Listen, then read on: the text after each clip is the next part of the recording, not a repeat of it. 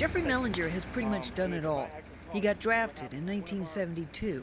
He's been a clerk, a ranger, machine gun squad leader, drill sergeant, master parachute rigger, and parachute tester.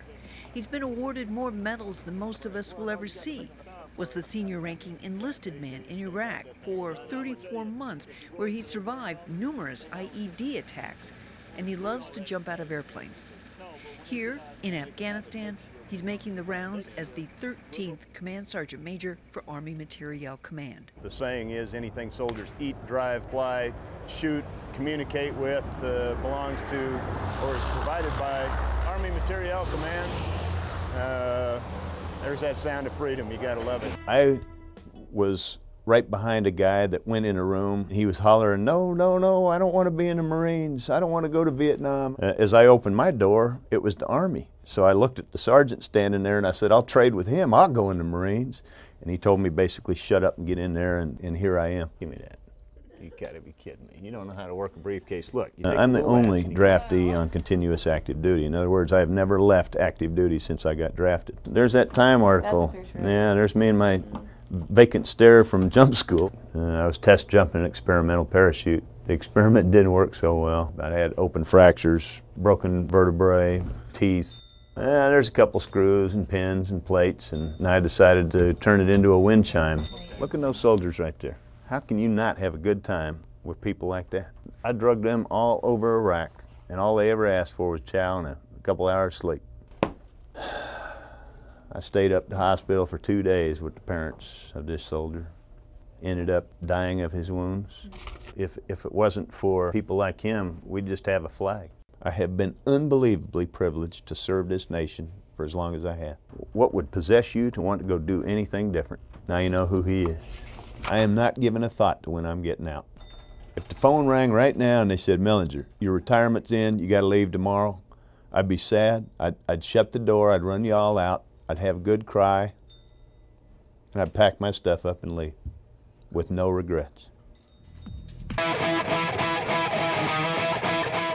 I'm not sacrificing anything. I'm doing my duty. I stuck my hand up to be a soldier. I knew what I was getting into, so this isn't a sacrifice. This is meeting the commitment that I made. But my family's paying the bill for my commitment. And so I think it's important that we recognize their contributions to what we're doing. Because I don't have to worry about taking care of things back home and paying bills and fixing things when they break and making repairs and taking care of the kids and, you know, all the other things that go along with that. Family does. And family's the ones that sit and wait and sit and wonder and watch the news every day and hear about something happening somewhere and wonder who that involved and was that somebody they know or love. So I don't think we can thank families enough. I don't think we can thank employers enough, and all the other hundreds of thousands and millions of people that support us in what we do to help protect them and do the right thing around the world.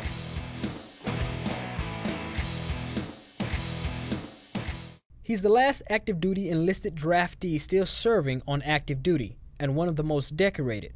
He currently stands as the 13th Command Sergeant Major for the Army Materiel Command. And I'll never forget the day I took command of AMC, and Sergeant Major Mellinger came rushing into my office, and he said, "Ma'am, part of my job as your Command Sergeant Major is to make you the best 4-star in the United States Army."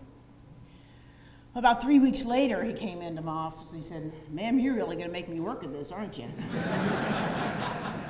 Before his time in service, Mellinger worked as a drywall hanger in Eugene, Oregon, when he came home to find a draft notice on his door. So I went down to the local draft board and I said, "Hey guys, I got a job, thanks." And they said, "No, you don't understand.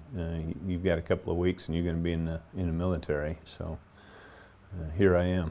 He has since toured across the entire world, fought in some of our nation's biggest wars, and trained young soldiers who have since retired. But now, he's preparing for a change. Well, I had a little heart flutter because just the other day there sits another letter in my inbox with the return address of the White House, and I opened it up and it was from the President. I got a chill but saw it was only a letter telling me that I could finally go home. I asked Mellinger if he would consider re-enlisting, and he answered like a true soldier. Absolutely. Absolutely. I'd stay for another 20 years if the Army had let me, and if if my legs and my back and, you know, my eyes and ears and everything else continue to work. Because I can't think of anywhere else you could go to do any kind of work that would be more personally satisfying on a daily basis than serving the nation.